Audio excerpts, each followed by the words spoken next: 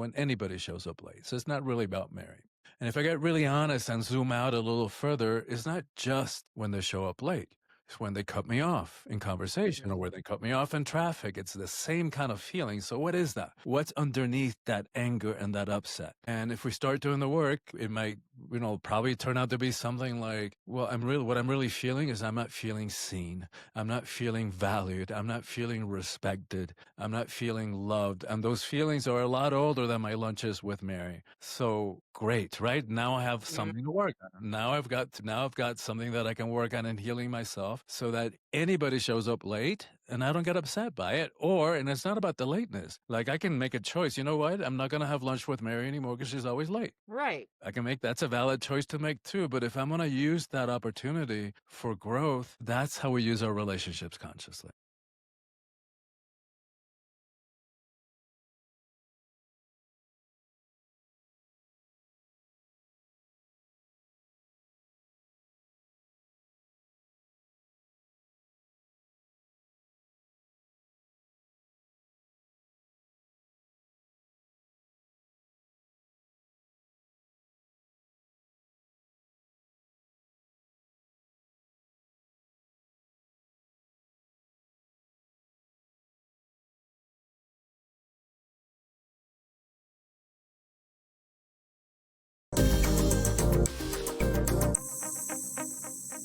Emotionally unavailable.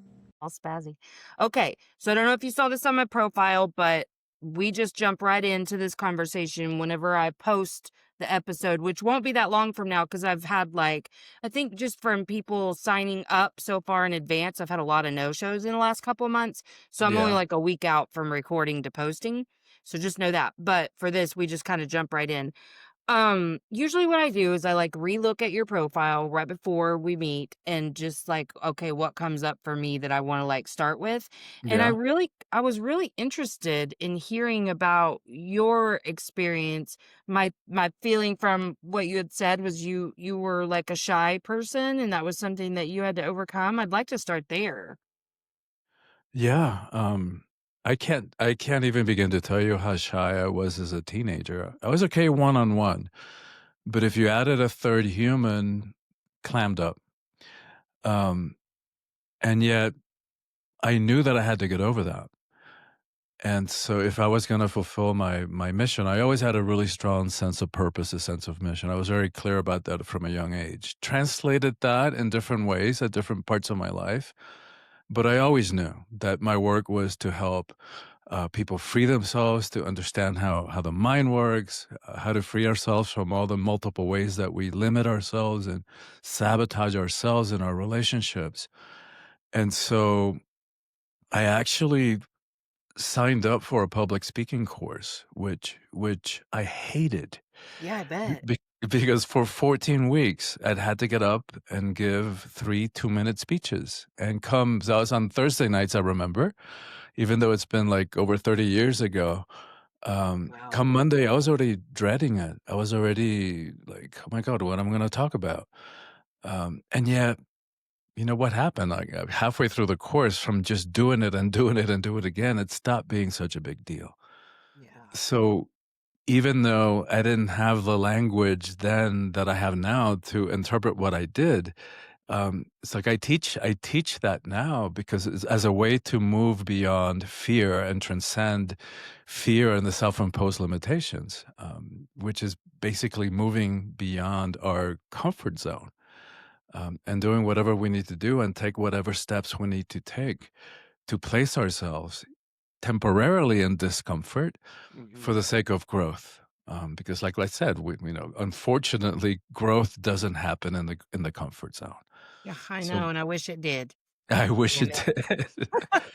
I wish it did. It's can we just have some sunshine and rainbows sometimes? And I'll tell you, I get the feeling it's because you are saying that you knew at a young age what your purpose was, or that you had the sense of purpose, and I did too, that you are someone who has or did at least at some period in your life, and maybe I'm wrong, but uh, just rapid always going through something in order to get new information to now spread to others. Is that fair? Yeah.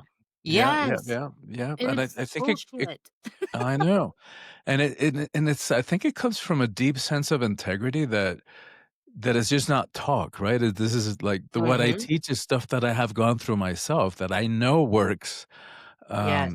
Is not something that I picked up in a book. Of course, there's a lot of wisdom that you pick up along the way in books or Yeah. workshops, but nothing like the lived-in transformation Yes. that comes from walking your talk. And Yes, and do you ever, so I don't know, I mean, I haven't heard any, like, I haven't heard you give a talk or anything like that, but where I start to stumble sometimes is because I firmly believe I go through something, I share. I go through something, I mean, it's anything I'm going through, I know now it's always because 2 weeks from now I'm gonna meet someone who needs the information I gained from going through that experience.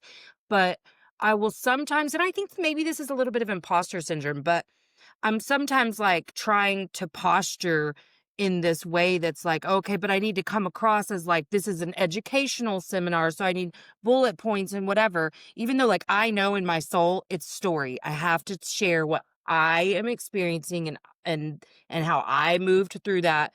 But sometimes I it won't be till the very last minute that I'm about to give like a talk that I'm like, Melissa, you why are you doing this? Just share from your heart, your story every time. That I could start at any point over the last few years and give you a beautiful piece of information. But I get in my head sometimes where I'm like, "Oh, I need to structure it in a certain way." And do you ever like have to check in with yourself like that? like, you mean like the second guessing? Yeah. It doesn't happen so much anymore. Um, I guess from having just done it so much, it becomes second nature. Yeah. Um, but so I think it's a both and, right? It's like you're right. I totally agree with you. The most powerfully transforming thing that we can do is share from our own experience and from personal stories, or stories that we picked up along from witnessing Mhm. transformation in a client. So I think you're right. And like, say, we're delivering a 1 hour masterclass. There is a benefit in structuring it. It's like, so having a direction, where do you want to take people? What do you want people to take away from the experience? So I think it's a both and. Yeah, and I'm probably just second, third, fourth guessing each time. It is a new I've only been doing this a couple of years, so it's still, and I learn new stuff so much that I'm never like I I guess it's just still some like an insecurity I'm working through. But it's good to hear that you know what I'm saying and that you've been able to work through that for yourself. So I can look forward to not second guessing myself all the time. Yeah, yeah. And I mean, a lot of it I think comes to that certainty comes from experience and preparation. So even though I've done this so many times now, over 35 years, I still make sure that I'm prepared. Like, I'll review my outline for what I want to cover in a certain class or in a certain workshop.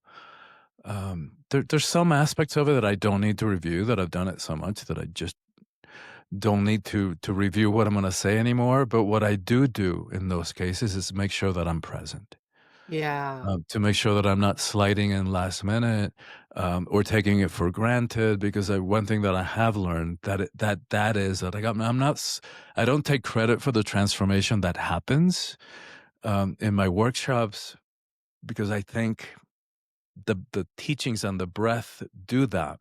Yeah. But what I do take credit for and responsibility for is making sure that I'm fully present. That's a beautiful point. I like that. Now I'm curious. So you said you've always had this sense of purpose, and I know what my story is. I've had mine since I was like 4.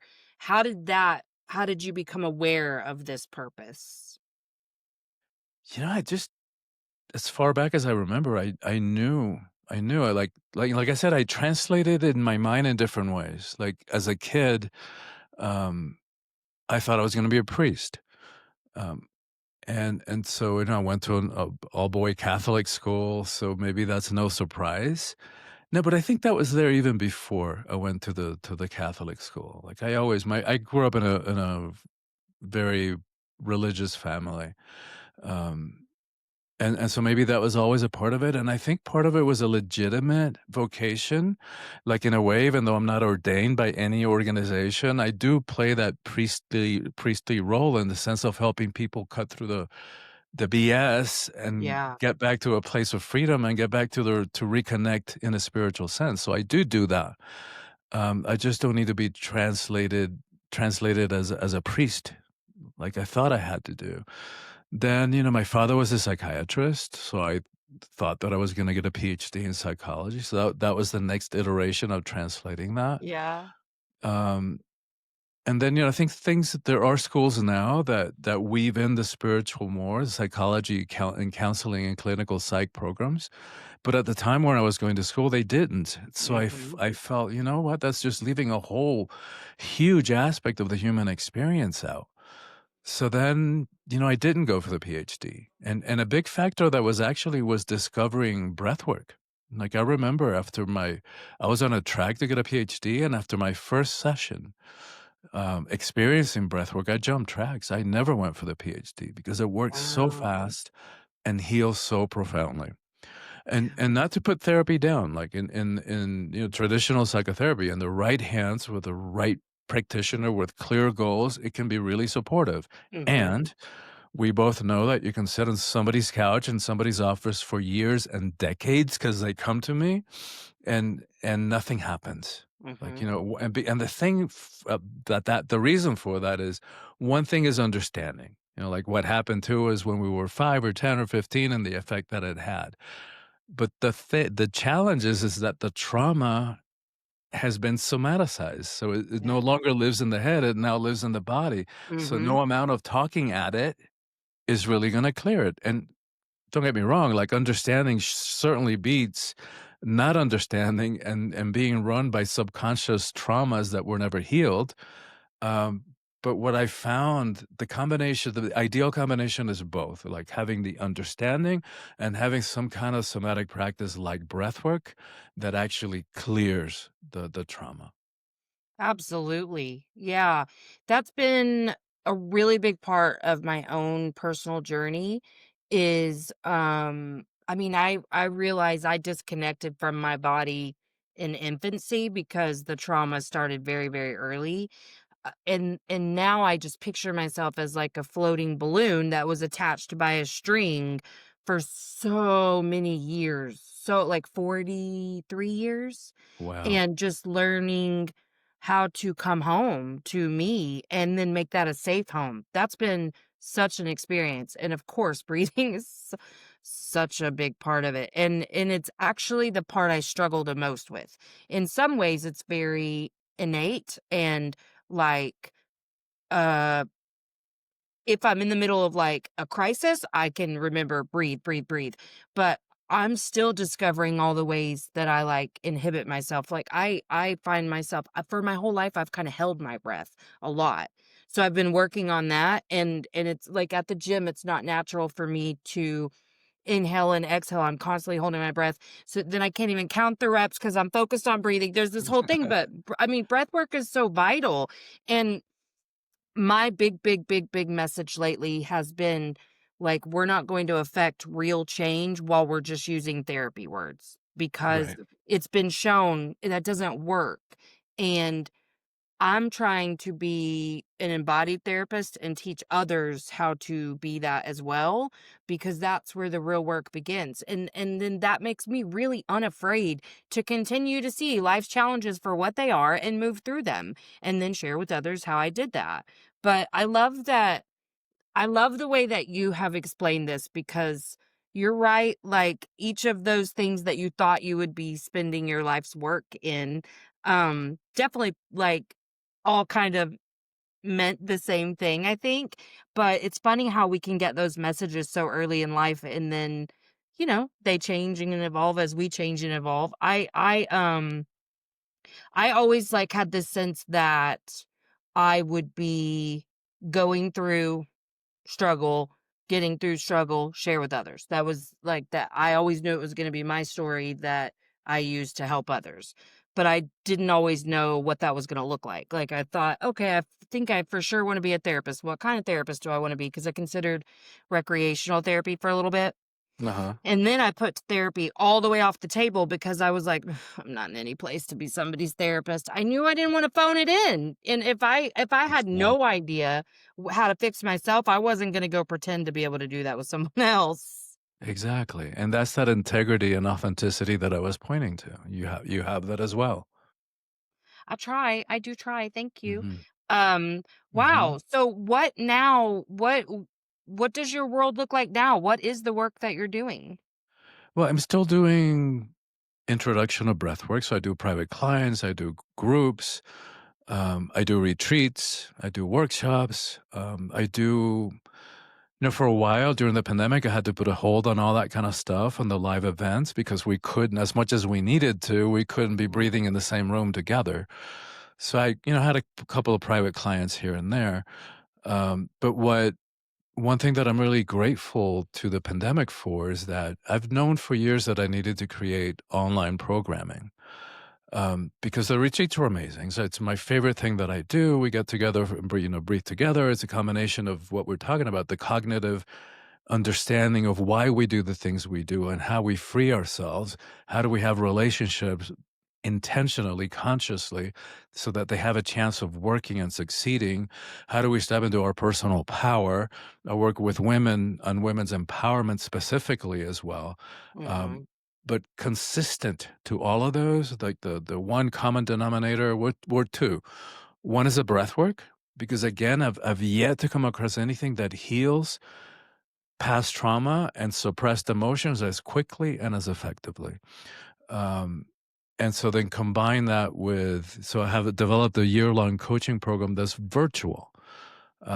And it sounds like a lot, stretching it out over a year, but it's by stretching it out, I get to deliver the teachings bite size, Mhm. right? But what I've learned with that model, twice a month we have coaching calls with me.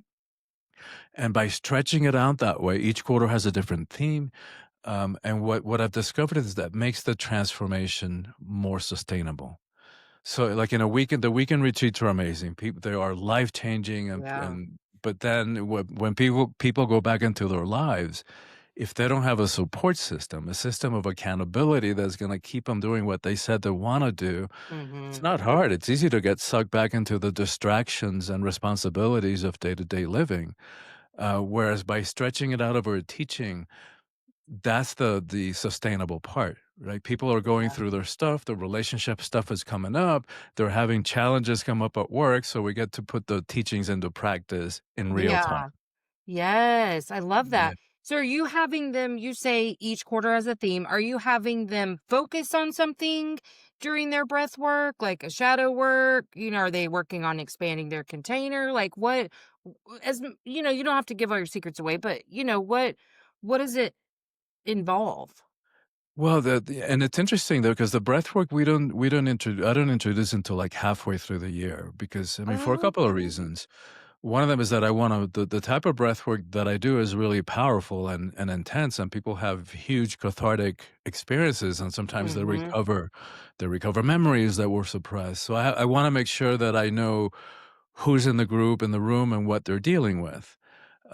And so the first quarter we spend it's mostly teaching. So every week Okay. they get an email with a reading assignment that takes, that's derived from my books. So the reading, you could do 15 minutes, but it all comes with certain practices that are designed to integrate the teaching so that they don't stay at the level of just good information. There's Mhm. tons of good information out there. The real transformation comes from living from those teachings, from embodying them, from putting them into practice. And so that's what those practices or those homework assignments are designed to do. And then we get together twice a month, coaching calls with me. And that's where, I deliver some more of the teachings, provide examples, and then we get into their day to day, right? Like, how are you? How is this? This came up in a relationship. Did you remember to practice, blah, blah, blah. So that's what makes it so effective. And that's why I'm noticing the transformation is so sustainable and Yeah. people's lives are changing. So, like irreversibly. Yes. They're having, all sorts of miracles, for lack of another word, come up No, I here, love that word, yeah.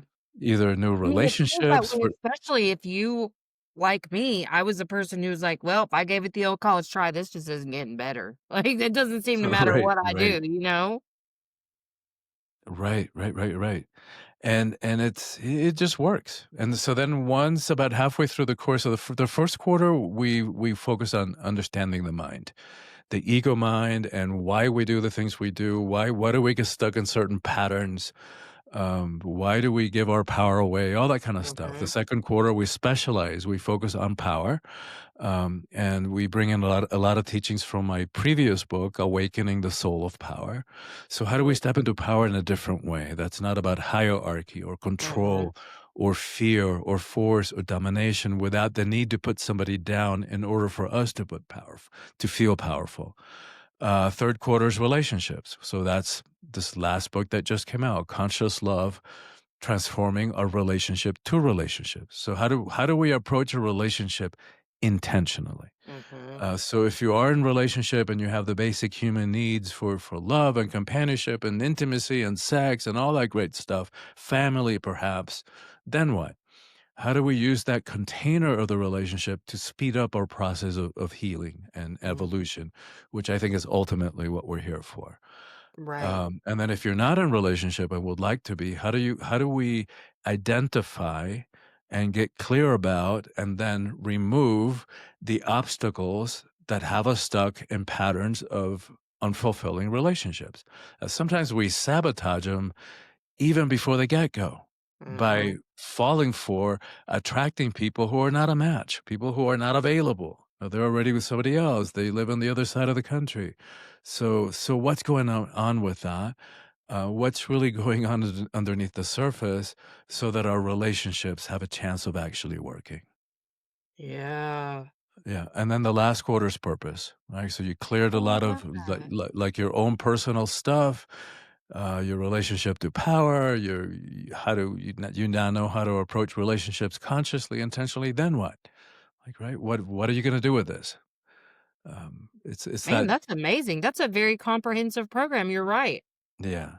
I It really is like life that. changing. It's life changing.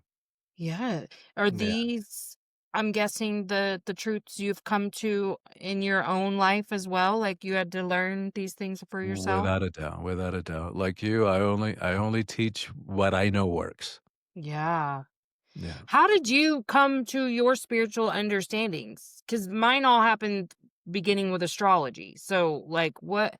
I'm always just like, how does everyone know this and I didn't know it? Well, for me, I was, in my 20s, I thought I was gonna be a priest, and then I realized in my late teens that there wasn't enough room for me in that religion. So then and like many of us, I threw the baby out with the baptismal water. My 20s, I devoted mostly to my professional growth, to my personal growth. And then I started to realize, wait a minute, there's got to be more to life. I had a very enviable life, successful at work and socially sought after. But as I started to approach that 30, that marker is like, wow, there has to be more than life. So then I started looking again. I turned eastward. I started studying, Hinduism and Buddhism and Mm, the perennial philosophy that's found in so many different spiritual practices and religions. And then I discovered breathwork, and that's what ultimately changed my life. I was in an ashram in a spiritual community, small, for about 5 years, and that's where a wow. lot of my understanding and actual experience of transformation came from, where I put a lot of those concepts into practice. And then I got to the point that relationship, the guru disciple relationship, that intrinsically hierarchical relationship, began to interfere with my own growth and my own Yeah. development, so that I knew that it was time to move on then. That is something that I've had to be very careful with. I'm very quick to believe that somebody external of me has more Yes. answers than I do. Yes, And yes. so I have to be really intentional to pause and say, They don't know more than you do. Like, if it's feeling way off from what my truth feels like, I know I don't have to listen to everyone just because they're saying, well, because I also have the tendency to believe I'm right. I mean, I will admit that. Like, I am the one with the way, the truth, and the light, whatever. And I have to get over that a lot. Like, I'm like, girl, move on. But at the same time, they are clearly in that space too, where they believe they have all the answers, and I don't have to believe that about them either. I keep my Yeah, ego in check for sure, yeah, but I have to remember that I'm encountering some people who aren't doing that and that they truly yeah, believe I yeah, need to listen to them. That's their belief. And some people instinctively I'll be like, "Oh, that was yeah, I needed to hear that." And then other people, I have to remember that just because they've had this information longer or look smarter or whatever doesn't mean yeah, I have to listen. exactly, and that's what I look for in a credible teacher for me is humility. That Mhm. that is the most important quality that I look for, um, because otherwise it's the egos run amok and they're not practicing what they teach. At least that's the way that I live. So becoming aware of what the ego mind is and how it works, to me, that's why I spent the whole first quarter on that. It is so critical to understanding that. And if we want to be free, there's no way around it. And I'm not dogmatic about many things. But that's one of the ones that, there's a couple of things that I'm dogmatic about. And maybe not dogmatic as if you show me a different way, I'm happy to consider it. Right, right. But one of them is going within and understanding why we do the things we do. I don't see a way around that if you want to be free. Another one is forgiveness, right? If you want to be free, you've got to forgive, Mhm. because otherwise, if we're holding whatever somebody or over the fire for what they did or didn't do, it's like our hand is also getting burnt. So, I mean, we've been told this forgiveness is for us, and it's true. Uh, I Yeah. don't see I don't see a way around that one either. And then the third one is tearing up the victim card, the Oh, Lord, I popping know it. out popping free from the poor me, woe is me. I But it's tricky because if you're anything like me, I didn't consciously those weren't the words I was using. I was using words like nobody shows up for me right, or nobody right, loves me the way I love them. Like it right. felt very real. It felt very real. And when I finally realized A, I'm the center of all the conflict in my life, and B, I'm making the victimhood here. Nobody else is, just me. It was almost embarrassing because I was like, Yeah, how blind could I have been? What? yeah, yeah. But you know what? In 35 years of doing this work, that is what people struggle with the most. So it is tricky. It's very insidious, and it's hard to see. We have blind spots. That's the nature Yeah. of blind spot. So many. Yes, and that's the beauty of doing a relationship consciously, right? Because we're not gonna Yeah. see it in us, but because of the nature of projection, we put it over there. So if you wanna do a relationship consciously, here's a quick takeaway. If it's a safe bet, if it's there, it's here. And the Mm-hmm. more whatever they do gets us and gets our goat, the clearer that it's also here. Yes. I hate that. I See, hate that, okay, so I but it's heard the that way as it a works. concept, but I hadn't internalized it yet. Like I hadn't felt it as truth yet, but I believed it, right? So I started like testing it. Like, okay, so if I hate that in you, what? And I'm like, well, but I don't do that. Damn it, I do that. Yeah, It was such a revelation when I finally saw. And that was how I like really came to my victim consciousness was like, I do that too. And exactly. that's the only reason I'm noticing it in someone else. So then I started like, okay, one of my big struggles in life is very tender in the way that I receive communication from somebody who speaks very bluntly or directly. And actually, this is something I've been examining recently because it doesn't hurt me the way it used to. As long as I know they have good intentions and this is just how they talk, that's fine. But if they say something that gets to me a little bit, then I really struggle. And I was like, you know what's cute about that is I'm pretty blunt in my communication too. So, like, I Yes, think there was some shame in that because it was a part of this fire that I was spending so many years trying to extinguish because I didn't understand that my fire wasn't the reason I was so reactive. My trauma yes, was, and yes, that I yes, can yes, still have this really fun, loud, outgoing personality and still be kind whenever I'm communicating, as much as yes. possible. I mean, I'm not perfect at it for sure, but it's better every day where I'm That's not just well, I'm beautiful. not a psycho with my family anymore. And I'm not like a psycho out in public. Like if I mean I usually was fawning or freezing with other people, but like with my close friends, even if they said just the wrong thing, I was very snappy. It would just come out as fast as it could. Yeah, yeah. And then all the shame that I carried over it. So, yeah, that's something I've really had to work on. Well, it's beautiful, and what a beautiful example of that. Here's a more subtle one, because this stuff can be really, really subtle and hard to see. So a few years ago, like probably more like 15 years ago now, I was dating somebody. I had just started. I had just ended like a real intense relationship, and so this was. I knew it wasn't really relationship material, but sex was great. Mhm. I guess Yeah, that was you the. did what we do. Yep, mhm. It was great in that sense, and suddenly disappeared. Like, you know, I called him at work, not working there anymore. It's like, "What's going on?" No text, no message, uh, nothing, right? But I didn't get it. I was focused over there, like, "What's going on over there?" So I didn't get it. So I had to subconsciously, of course, because we don't get up in the morning and decide to create this drama in our lives. So I was working with, um, somebody in publishing, I think it was, and she was great. She was great about, showing up on time, like, within 24 hours, she'd get back to me, and suddenly, a week goes by and I haven't heard from her. Now that got my attention, like, 2 people, different walks of life, completely unrelated, kinda doing the same thing, right? But because these are blind spots, I had to get clear first. What are they doing, right? Alright, so what are they doing? They're not showing up, literally. They're not Yeah, doing what they said they would do. They're not keeping their agreements. So therefore they're out of integrity, right? Really easy to see over there. Crap, I have to do that work again. How am I doing that? Because I really do believe that if it's there, it's here. yeah. And so it took me a few days because I was going through like doing an inventory of relationships. Am I showing up? Yeah. Am I keeping my word? Yeah. Am I keeping my agreements? Yeah. Am I doing what I said I would do? Yes.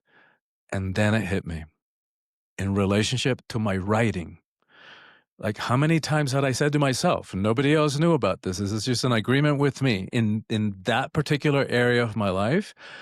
And did I keep that agreement to finish that chapter by such and such a date? No.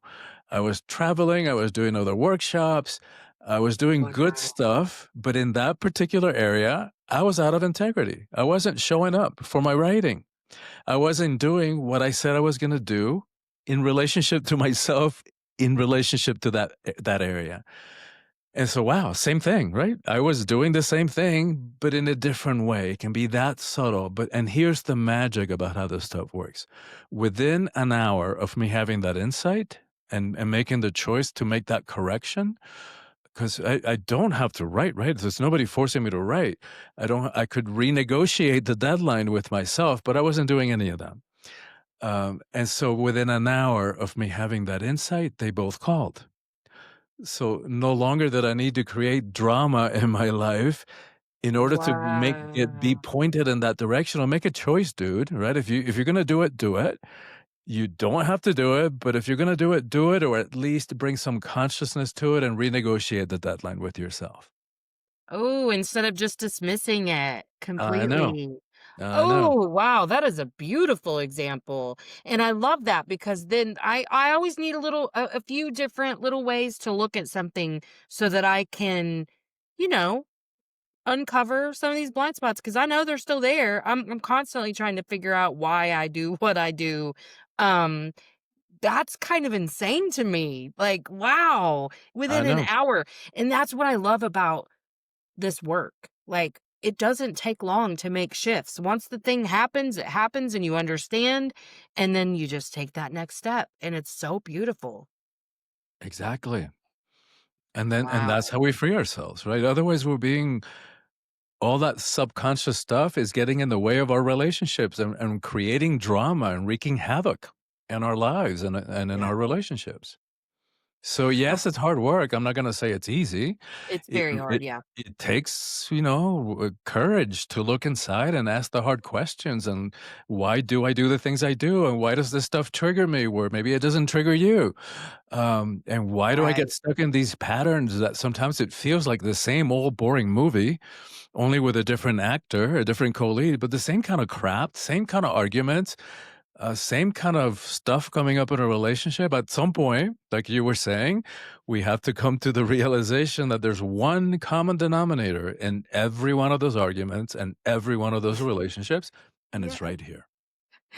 Literally, those were the words I said to myself the first day that I even like halfway realized it. I was like, well, if we were to look at all of these conflicts that I have going on right now, I'm the common denominator, and that can't mean nothing. It's got to mean something. So let me start there. Okay, I want to touch on forgiveness Yes. because for some reason it triggered me a little bit, even though I believe the same thing. So I must be in a phase where I'm needing to forgive something. But um, this is where I personally I I'm not great at this yet in terms of the big stuff. I don't take most things personally anymore. I really don't. And if I do, I recognize, oh, fear or shame has been triggered, figured out, move through it. But there are people like with my parents, so both of them died before 40 from drug overdose and complications from alcohol and drug abuse. And then my grandma was, like, primary caregiver for most of my childhood, and she just, had her own shit, lots of narcissistic traits, just a very difficult person to be raised by in conjunction with all this other trauma. But through this, I really have come to this, like, full feeling of peace with those relationships. Like, in fact, I used to be so angry. Like, when I first started the show, I had just kind of gotten really comfortable with talking shit about her as a caregiver because I had pretty much come to peace with my parents. But then as I've, like, grown and evolved over the last couple, well, I think I've had the show 18, 19 months. Um, I finally got this moment of clarity and peace about the relationship with my grandma. So it's hard now to be like, "Oh, she was awful." Like I feel guilty a little bit every time I say it, but it was true and she was. So but with all of them, I feel total peace with those relationships. There are still a couple of people though that I don't feel that peace about. But like I was talking to my 23-year-old about one of them one time, and in that conversation, I had some clarity and mostly felt like, yeah, I do kind of feel sorry for them, and just saw them as a human, experienced their humanity, whatever, but I can't imagine still ever speaking to them again. Right. So, wh where is that on the spectrum of forgiveness, in your opinion? No, I love that question because forgiveness doesn't mean that we have to go out and have lunch, brunch with them every Sunday. We can make clear choices and have healthy boundaries.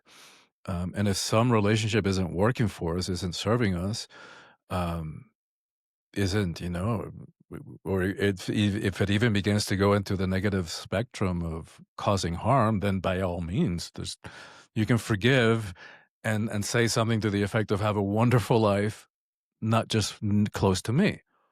So here's a way that I look at forgiveness that makes it doable. Because sometimes we have to forgive like what feels unforgivable, Mhm, stuff that should have never happened, and tragically, human beings do stuff to each other that is not great.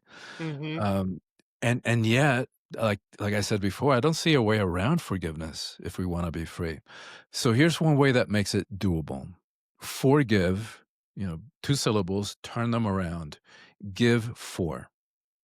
And so what we're giving for what we're giving to the other person or persons or to ourselves, which is sometimes the more difficult and more challenging thing to do, is the room to be human, to be less than perfect, to make a mess of things, right? To fall short of the mark.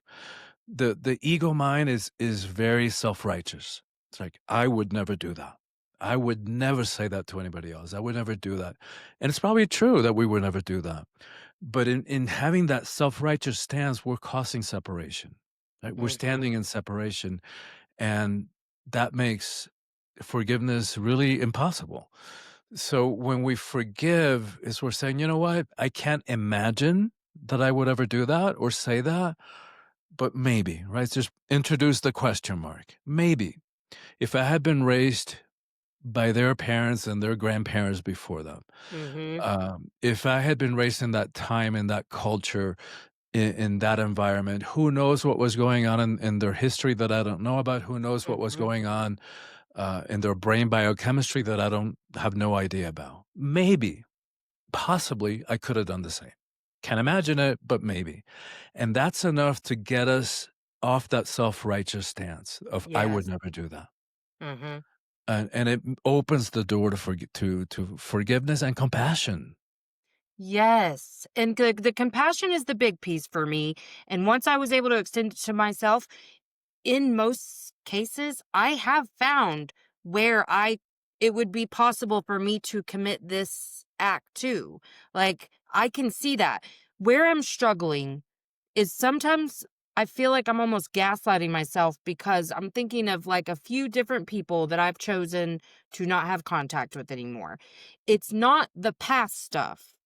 I can even acknowledge in my role in the past stuff. Mhm. It's the fact that I know that they haven't changed. And so where I gaslight myself is I'm like, yeah, but if you were a truly evolved human and you were around them, then you wouldn't take this stuff personally anyway. So, like, I feel shame, I guess, is the first time I'm able to say that part out loud. I didn't realize that, but around the fact that I don't want to be around these people because I know that they are going to do some things are hurtful to me that other people would be like, that's stupid that that bothers you. So it makes me feel like, okay, yeah, I should just get over it, but it's not stupid to me, you know? No. And I think that's to me, I put that in the category of healthy boundaries. You know, Well, me if too, it but then I tell myself, I must not be doing it right because some of the people I've chosen to not have in my life, it creates a little bit of controversy in my family to not be around them. yeah, And and so I'm like, well, should I give it another shot? But I'm like, I know these people haven't changed. I know that it's going to be the same old thing. And I don't even want to entertain the types of conversations that are had in that circle. Like yeah. I don't that doesn't promote my peace here on earth to be around people who just are so blind. Yeah, and I put that in the realm of healthy boundaries, right? Okay. If it's not serving you, if it could potentially be causing harm, then no, there's no rule, there's no law that says you have to stay in relationship with them.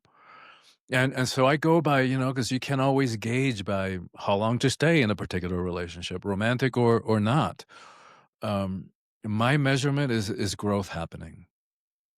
And if growth is happening, if they're willing to work things out, to struggle, because sometimes this is a struggle, then okay, then I'm willing to do the work. But Yeah. if it's not, it's like no, I'm not willing to be in a situation that is not serving my soul, my highest good, my inner peace. Mhm. And if you had the conversation this way and that other way, and it's still doing the same old crap, it's like no, sorry. Like, and Yeah. you can do that with an open heart. It's like, I don't wish you any harm. I wish Yes. you happiness and a successful, beautiful life, just not in proximity to me. Well, and I think that open heart is what's making me feel like maybe I maybe I'm wrong. Maybe I'm supposed to give more chances or whatever. It's I think that's maybe just an area where I'm still learning to trust myself and feel empowered in my decisions because for all of childhood you're forced to be in relationship with people that you don't trust or whatever, you Mhm. know? So I think that's probably just an area I'm still growing in, but I do sometimes feel weird about it because I'm like, well, I guess to you, it doesn't make sense why that was so hurtful to me, but it was. And so I don't wanna be around it anymore. But Yeah, I'm not mad, but the not mad is what makes me, like, consider any of this, because exactly, whenever I was just pissed off all the time, that was different, because it was like, exactly. "No," whatever, but I'm not mad. I do send them off in peace and love and want nothing but greatness for them, but I'm not with me, Yeah, not with and to me, me. that's a valid choice to make. Well, Uh, thank you. and Sounds you and good. then there's another aspect of that, so it's kind of a both and. And Gandhi said that to give up on our adversary is an act of spiritual violence. So much less, a family member or a loved one. So making sure that we've given it our best and that we've tried to make it work, and but with that in place, it's like no. Uh, by all means, like to me, our most important job is fulfilling our human potential. And if a relationship is getting in the way of that, it's like keeping us Mhm. stuck or stagnant or stuck in these unhealthy behavior patterns. And we've tried to talk about it this way and the other. Maybe we even went to therapy about it and it's still not working. No, no. There's no law that says you have to stay in that relationship. Okay. Well, I just felt like I was a quitter or something, or like I'm just not enlightened enough. Was literally what I was just saying to myself a couple days ago. Like, well, but it wouldn't, if you could look at it from this way, it wouldn't even bother you. But I mean, I'm a human first, so Yeah. like it bothers me when you behave that way. Yeah. I mean, and that's part of, right? That's not black and white because that's part of the ways in which doing relationships consciously helps Mhm. us to grow and evolve. Because each one of those ouches, each one of those triggers is giving us information. So if we're Yeah. willing to do the work and ask the questions like, why is that? So say for example that you and I have lunch with our mutual friend Mary. Um, I have lunch with her on Wednesdays and you have it on Thursdays, and Mary is inevitably late. And so there I am on Wednesdays, like I knew it. I knew I should have given her the wrong time so we'd show up at the same time. And she's so selfish and doesn't care about anybody but herself, right? All the stories that we tell ourselves. And then Mary Mhm. shows up, and because we hate conflict and confrontation, we put on a fake smile, but then the sarcasm starts dripping out the side of our Ooh, mouth. this used to be me. That Ooh. resentment. Right? But so whereas you, it's like, "Oh, great, she's 20 minutes late. Let me answer that email. Let me return that phone call. Let me catch up on the news." Like, there's so many ways that we could react or show up in response to Mary's lateness. So why is it triggering me? And so if I were gonna do the work, like, right, using all the opportunities in life for growth, it's like, all right, well, if I get really honest, it's not just when Mary shows up late that it gets me. It's when anybody shows up late. So it's not really about Mary. And if I get really honest and zoom out a little further, it's not just when they show up late. It's when they cut me off in conversation or Mhm. where they cut me off in traffic. It's the same kind of feeling. So what is that? What's underneath that anger and that upset? And if we start doing the work, it might, probably turn out to be something like, well, what I'm really feeling is I'm not feeling seen. I'm not feeling valued. I'm not feeling respected. I'm not feeling loved. And those feelings are a lot older than my lunches with Mary. So great, right? Now I have something to Mhm. work on. Now I've got something that I can work on in healing myself so that anybody shows up late and I don't get upset by it. And it's not about the lateness. Like I can make a choice. You know what? I'm not gonna have lunch with Mary anymore because she's always late. Right. I can make That's a valid choice to make too. But if I'm gonna use that opportunity for growth, that's how we use our relationships consciously. Yeah, and I like that because I think the way that made me think of it too is I get to choose who I'm going to allow to trigger me Right, because I'm growing constantly and I don't have to be in relationship with people who aren't devoted to this work the way I am. right. But you hit the nail right on the head for me because all of that would have set me off before, and so much. I mean, like, even the conflicts that I have with the people that I'm thinking of, like, I recognize it was my betrayal wound that created so much of that conflict because I created an expectation around the relationship Right. and it wasn't met, and so I felt betrayed. But I lived my life in that wound from the time I woke up till the time I went to sleep. When I finally was able to recognize it, I truly don't take things that personally anymore. I mean, yes, it may trigger me and I may have to be like, oh, that's all that was, work through it, blah, blah, blah. But like, just in a general way, I really don't. I work very hard not to. I want to figure out why I'm feeling the way I'm feeling when I recognize I know that's not about me. So why am I making it about me? But that's the work. It's Yeah. tricky. It's so Yeah. tricky because just like the example you gave earlier, some of this stuff is so sneaky. It is sneaky. And you know, it's that's why to me the way is to use the relationship as grist for the mill, right? And to make to make that assumption, if it's there, it's here. So Mhm. how do I do that? Right. So to help me see those blind spots that I normally wouldn't be able to see. But boy, can I see it over there. We're so good at that and finding each other's buttons and pushing them.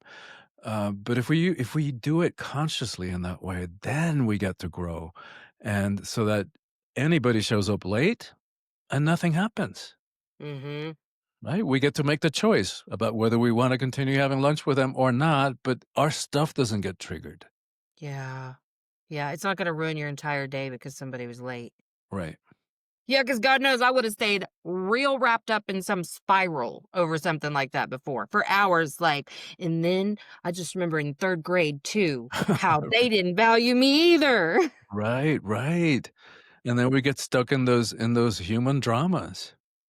Oh, drama's a good word for it because that's all it was. But again, that was me with the floating head because I was so comfortable being up here fighting with someone in my head all the time. Someone. That was the way I existed and just never living in the moment ever. Like Mm, presence has given me the best gift yes, to be out of my brain, in my body, in the world, living moment to moment instead of all that. What a beautiful, what a beautiful life compared to beautiful. what my former life was. Right, and then there's no such thing as a failed relationship because as long as we're growing, it doesn't have to feel good all the time. There's gonna be ups and downs in every relationship. Yeah. And to me, as long as growth is happening, okay, I'm willing to sit through to go through the challenging parts. Yeah. I love that. Man, I've loved having you today. I'm so glad we could make this work. Me too. Okay, Me too. what if anything, because we touched you were very eloquent in your delivery, but if there's any final, kind of message you'd like to leave people with, I would love to give you the opportunity and also just, tell us where we can find you. Well, I would say that our power is innate, and nobody can give it to us. Nobody can take it away. We're the only ones who can give it away, and that's a whole other conversation. The reasons for which we settle, and we settle for crumbs, Hmm. and so and that there is a way to transform our relationships so that we're always growing and expanding and becoming more from them. And in terms of how to reach me, probably my website is the best way to do that, soulfulpower.com. SOULFUL power.com, and from there they can access my social media or email me or whatever. Okay, well, and I'll make sure I include that in my show notes. I'm serious. I feel honored to have had this conversation with you and share some time with you. Thank you so much, Marissa. I very much enjoyed our time together, and I thank you for having me, and I thank you for having the show because I know that in your willingness to do that, lives are being changed. So thank you. Oh, thank you. Okay, I'm going to push stop if you'll just hang out for 1 sec. Thanks for coming to Emotionally Unavailable. If you haven't already, like, subscribe, and share.